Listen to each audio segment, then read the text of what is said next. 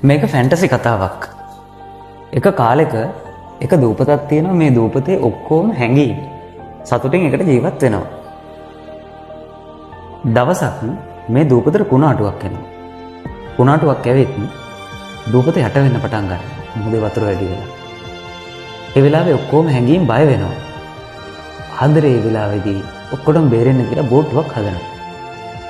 මේ බෝට්ටුවට ඔක්කොම හැංගීම් ගොඩ වෙනවා. හැබැයි එක්කෙනෙක් ඉතුරු වෙනවා. ආදරේ ගිහින් බලනවා ඒ කවුද කියලා.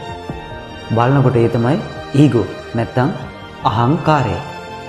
ඉතින් මේ වෙලාවේ ආදරේ ගිහින් ඊගොට කතා කරනවා යන් අපිත් එක්ක ගිහිල්ලා මෙතනින් බේරෙමු කියලා. හැබැයි ඊගෝ කැමති වෙන්නේ නැහැ. බෝට්ටුවේ අනිත් හැංගීම් ඔක්කොම ආදරේට කතා කරනවා එන්න ඔයාවත් එන්න යාව දාලා හරි ගිහිල්ලා අපි බේරෙමු කියලා. හැබැයි ආදරේ ඊගෝවත් එක්කගෙන එන්න තමයි උත්සාහ කරන්නේ. අන්තිමට කොහොම හරි ඊගෝ කැමති වෙන්නේම නැහැ. බෝට්ටුව පිටත් වෙනවා.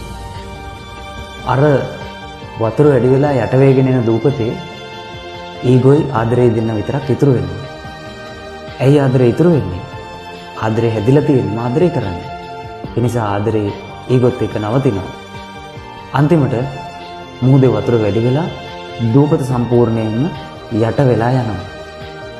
ඒ යට වෙලා යනකොට ආදරෙත් එක්ක අහංකාරය එතන ඉතුරු වෙලා හිටියා.